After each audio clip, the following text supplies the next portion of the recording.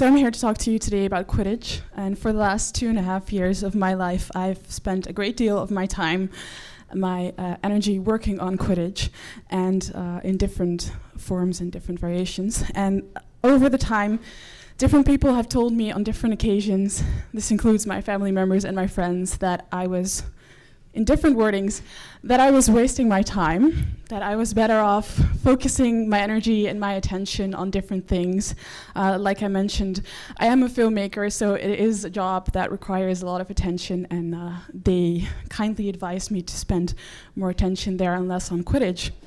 And it's something that as a Quidditch player, you get used to. You get used to people overall not taking you seriously, sometimes laughing at you. Maybe some of you here tonight snickered a little when you heard I was coming here to talk about Quidditch, and that's okay, but I come here with a clear goal, and that is to show you my side of the story, and hopefully in 20 minutes to be able to show you what's to love about Quidditch, because there is a lot to love. So Quidditch, seriously? Yes, seriously. This is what it looks like. This is the version you know from the movies, and this is the version that I know. It's a full contact sport, like I said, a combination of handball, rugby, and dodgeball combined. It is a real sport. It's not a cosplay. It's not people sitting around in capes talking about Harry Potter all afternoon. We have practices, cooling down, warming up, competitions. It's a sport like any other. Well, almost like any other, but I'm going to get to that later. So how do you fly? Well, surprise, we don't fly, sadly. We do, however, use brooms for our game. Players have to be mounted on their brooms throughout the entire game, and they don't look like the pretty versions you see on the right, because they're a bit too expensive, but they look like the ones you see on the left, PVC pipes, because they're cheaper, easier to handle, and they hurt you less if they break. So this is some of the equipment that I bring with me when I go to practice, and this is what my garage is filled with. So maybe another question you have, if you know the books and the movies, is how does the snitch work? It's this little golden flying ball, and sadly we don't have that either, but in our Quidditch, real Quidditch as we call it, it's a person. It's a snitch runner with yellow shorts and a little ball hanging from the back that needs to be caught. So maybe before I continue, I can show you a short little clip just to explain you the basics of the game. And I guess it should start.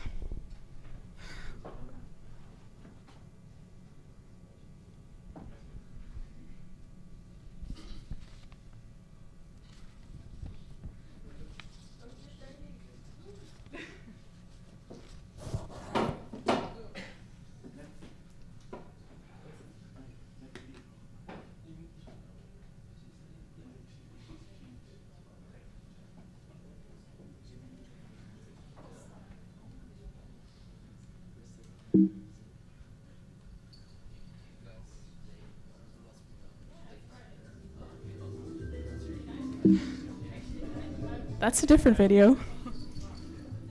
It's a technical break.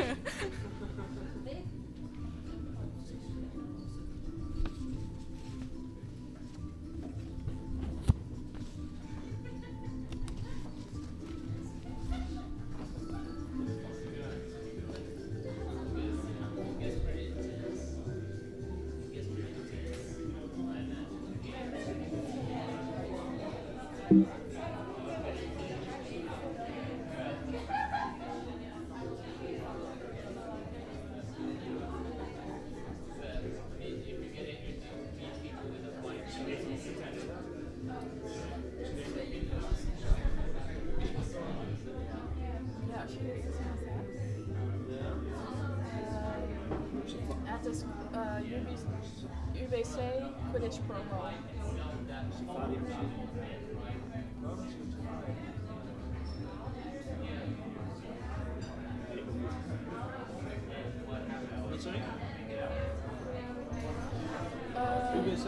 Yeah, UBC Quidditch promo.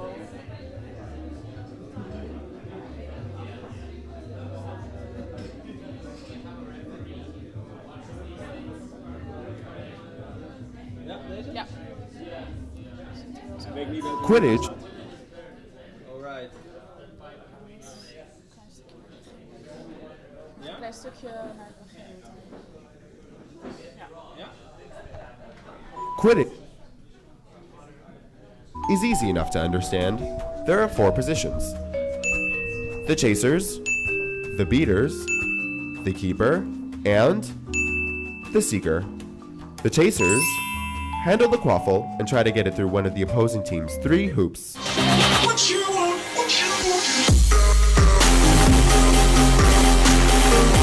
The beaters use bludgers to beat opposing team members and make them dismount from their brooms and return to hoops. The keeper defends the hoops. I threw it on the ground. You must think I'm a joke. I ain't gonna be part of this system. The seeker catches the golden snitch, which is worth an extra 30 points and ends the game. But wait, what the heck is the snitch? The snitch is actually a person wearing a pair of yellow shorts with a snitch tail attached. The seeker must grab the snitch tail before the opposing team seeker. It usually turns out something like this.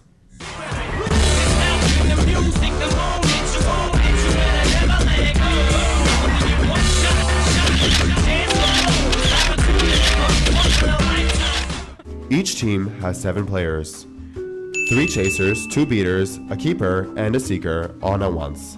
So, you think you have what it takes? 1, 2, win for you. 3, 4, win for you. 5, 6, win for me. 7, 8, win again. 9, 10, win again. Win again. Win again.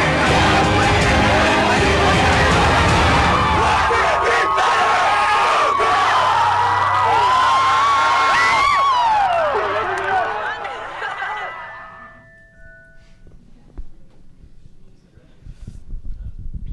This is a video from one of the Canadian teams that has been going on for quite a number of years now. So as you may be able to tell,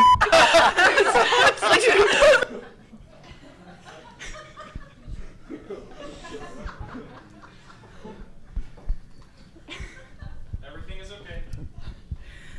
okay, so Quidditch exists of a couple of gameplay elements. YouTube. They thought I needed a laughing track because it'd be so boring. Well, we're gonna see all Quidditch videos like this, but that's sorry about that. Please. So Quidditch is a combination of different gameplay elements. There's your chasers trying to score, which is like handball or rugby. There's your beaters like dodgeball. There's your snitch and seekers running in between. And I think that's one of the reasons that makes it so fun and makes it open to everybody, because we need people with all kinds of different skill sets. We need people who are battering rams and just run through everybody. We need the fast and agile players who are able to dodge and run in between. We need the people who are maybe a bit slower but have a really good aim or really have the tactical insight. We need all of those people. For example, here you see a snitch. She's called Nicole Stone. She's a lot smaller, tinier than me. She's about 1.50 meters, and she is actually one of the best snitches in Europe. And as you can see as well, Quidditch is a mixed gender sport. And maybe you'll say, well, so is handball, or so is the Dutch sport korfbal, and you would be right. But there is an important difference, and that's that in Quidditch, people of different genders are allowed to make contact with each other.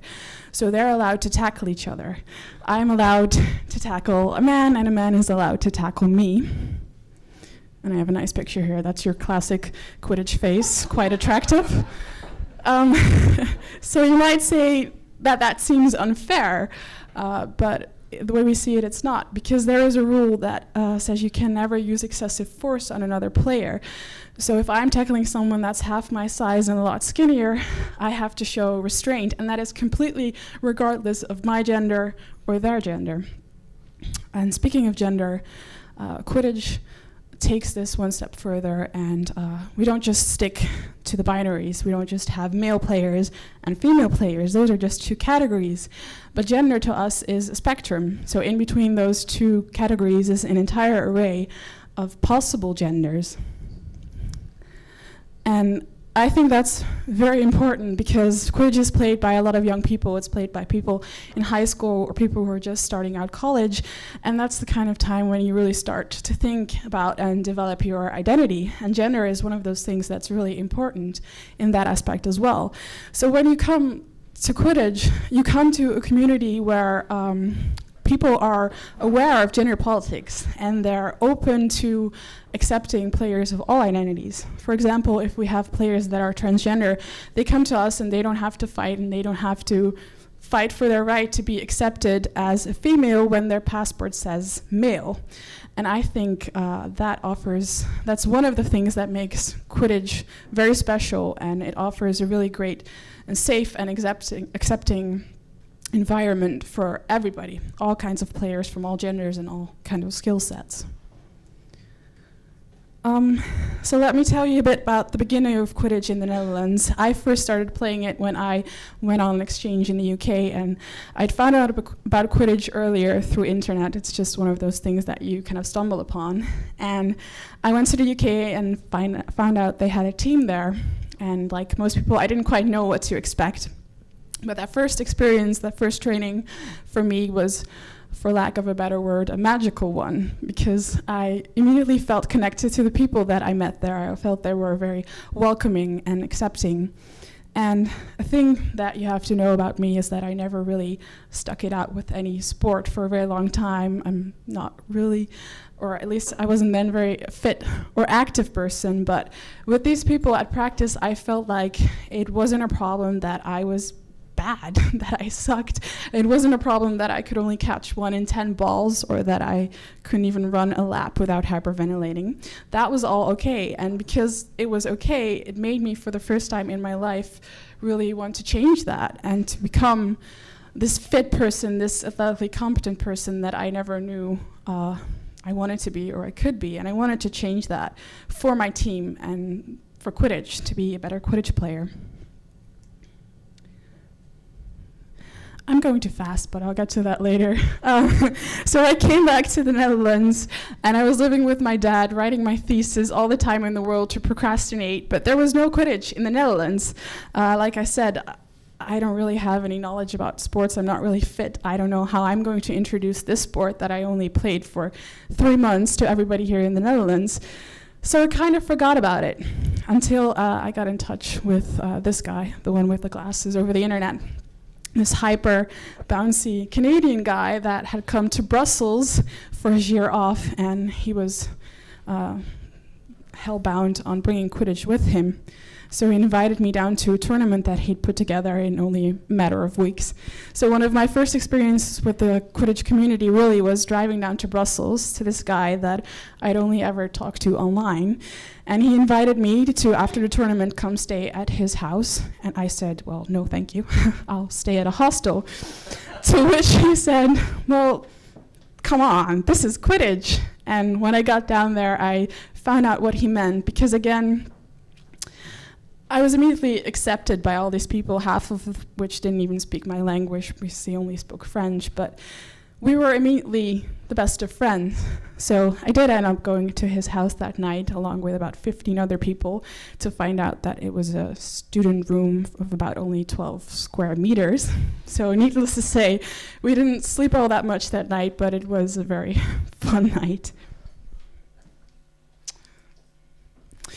So what David had done was bring Quidditch to Belgium. In 1 month, he had managed to put up 2 teams, and he convinced me that he would help me do the same in the Netherlands. He quite successfully and a little bit forcefully bombarded me into this leadership position. He told me, well, you're the only person I know in the Netherlands that plays Quidditch, so hereby you're the president of the, at that point, non-existing Dutch Quidditch Society.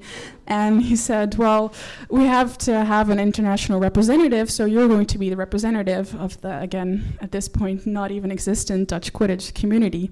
And I said, okay, because I knew at this point that if I really wanted to play Quidditch, I had to organize Quidditch. So that's what I did. I got into touch with someone else over the internet who lived in the Netherlands and did have a sports background. And it really all started to come together when we found out about this tournament being organized, picture here. This tournament being organized at a fantasy event by a group of cosplayers, and we were a bit indignant when we heard about this because in our minds, cosplay and Quidditch really couldn't be more different from each other. So we decided to kind of take this tournament hostage, and we did quite successfully, and that's how we ended up organizing the first Quidditch tournament in the Netherlands without there even being any Dutch teams. It was quite a success with about around 100 people attending and some stormtroopers and other kinds of people and races. And that was kind of the catalyst for the founding of two different Quidditch teams in the Netherlands and the founding of our Dutch Quidditch Association called MQN. And I started the Quidditch Association, and I was helped by a lot of people who attended the tournament that day. And that's what kind of leads me to already the last aspect. And that's that Quidditch is more than just the gameplay itself. It's more than the gender rule that I talked about a little bit. It's more than just a novelty sport and silly people running around on brooms. Quidditch is great because of the people. And one of the people that helped me start this association was Ruby, our 16-year-old finance director, who is still managing our bank account right now, 2 years later, and she's doing a great job. Quidditch is great because of the people you see in this picture here. It's the people that are going to school, studying, working a full-time job, but still, on top of that, setting up a referee development system, because per game you need about 5 referees. Can get pretty chaotic on the field. Quidditch is great exactly because of this hyper bouncy Canadian guy that brought Quidditch to an entire country and failed all of his classes in the meantime. It's great because of this little girl you see over there who's a French player who was in the process of losing a lot of weight, about 50 kilos, and she did so partially because of Quidditch. It's great because over the 2.5 years that we've been going now, I've seen a lot of people grow.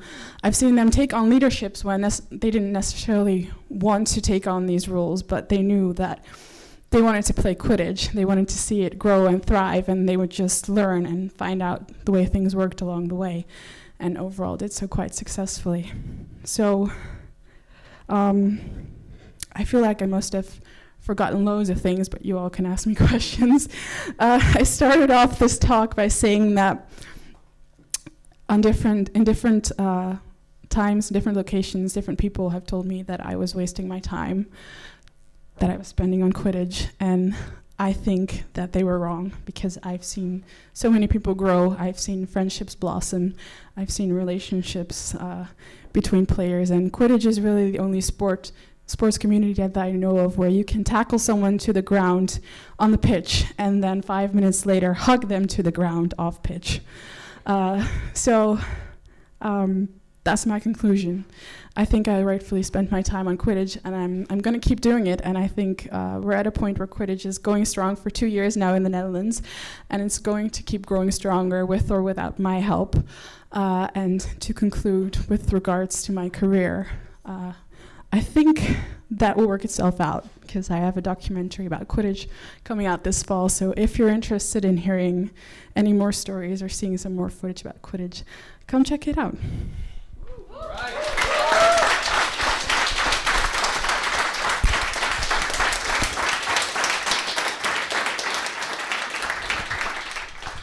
So that was a pretty awesome story.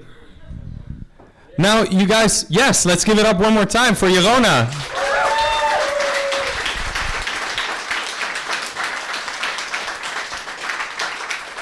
Now, I'm sure you guys must have burning questions about Quidditch. So is there anyone that has a question that they would like to ask Jerona? Raise your hand. Yes? I think it's an awesome game, but why do you need a stick between your legs? You can play the game without the stick. I think it would be fun. Yeah, well, obviously that part's something that stems from the Harry Potter books, and it's a handicap, like almost in basketball you're not allowed to run with the ball, for example, so it works kind of like that. And I know a lot of people really like the broom in a social kind of way, because the people who feel like they're too cool to run around with a PVC pipe between their legs are maybe not the kind of people that we want playing our sport. So. Right, that's a good answer.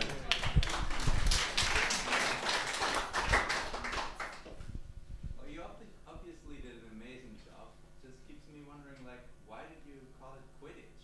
And why did you not make up a name for yourself? I think it would have made it a lot bigger, actually.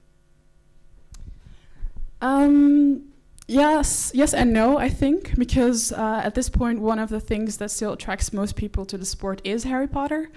So it's quite beneficial to keep that name. In the Netherlands, we have decided not to use the name zwerkbal. That's the Dutch word, which is hideous. So Quidditch it is. Maybe, who knows, in the future we'll have to change the name, because at this point Warner Brothers really doesn't think we're big enough. But there might come a point where they will come after us.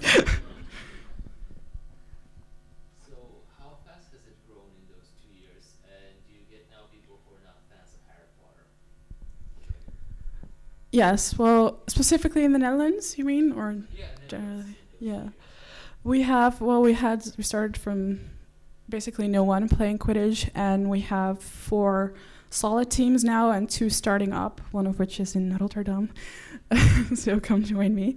And we have a national team that's going to the World Cup this summer. Last year, for example, we had half a team, so we had like around 12 people going to Italy, and this year we have a full team of 21 people. So we're around like between 50 to 60 people playing it in the Netherlands. So. Yes. What are the Dutch teams called? Some of them have some Harry Potter names. Yes. They're called the North Sea Nargles, the Domtower Dementors, the Wageningen Werewolves, and in Rotterdam we have the Ravens. And I think I forgot to answer your part of your question about whether people who don't like Harry Potter play it. I think in the Netherlands we're still starting out a bit, so it's slowly starting to come. But definitely in other countries it's a lot more separated from the idea of Harry Potter. And like for example, when I'm playing it, really doesn't play any part at all. And I love Quidditch way more than I love Harry Potter.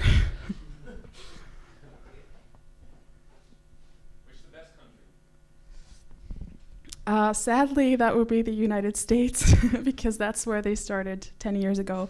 And in Europe, it's the UK and France that are kind of tied. So they have a Messi, Ronaldo. Yeah, we have lots of them. There's one guy who's really good as a keeper. He is able to score like from across the field. He'll just throw it and for whatever reason score.